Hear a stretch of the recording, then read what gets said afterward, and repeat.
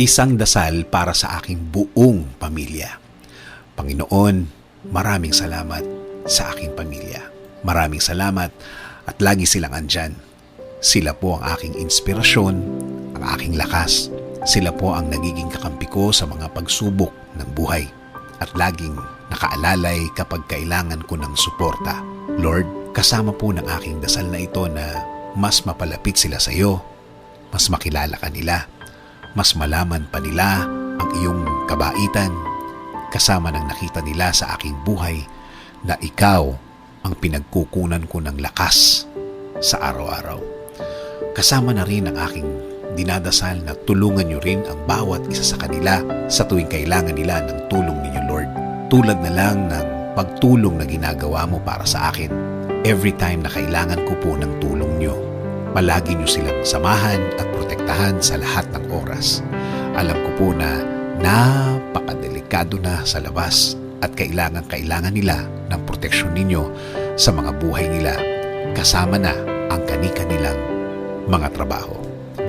Ikaw, Panginoon, ang nakakaalam ng lahat ng kanilang pinagdadaanan. Alam mo kung anong mga pagsubok ang dumadating sa kanila. At alam ko, Lord, na ikaw lang ang makakatulong at makakasuporta sa kanila dahil alam mo ang kani-kanilang mga buhay. Bigyan mo sila ng talino para kanilang magamit sa tuwing may dalahin sila sa kani-kanilang mga buhay. I-remind mo sa kanila na ikaw lang ang panggagalingan ng mga bagay na ito, mga tulong na ikaw lang ang makakaprovide. Tulungan niyo rin po ang pamilya kong may pinagdadaanan sa kani-kanilang araw. Mga taong ayaw magsalita tungkol sa kanilang mga problema at nagdesisyon na lang na manahimik na lamang and decided to keep it to themselves. Panginoon, alagaan niyo po ang lahat ng magulang, kapatid, at lahat ng miyembro ng pamilyang Pilipino.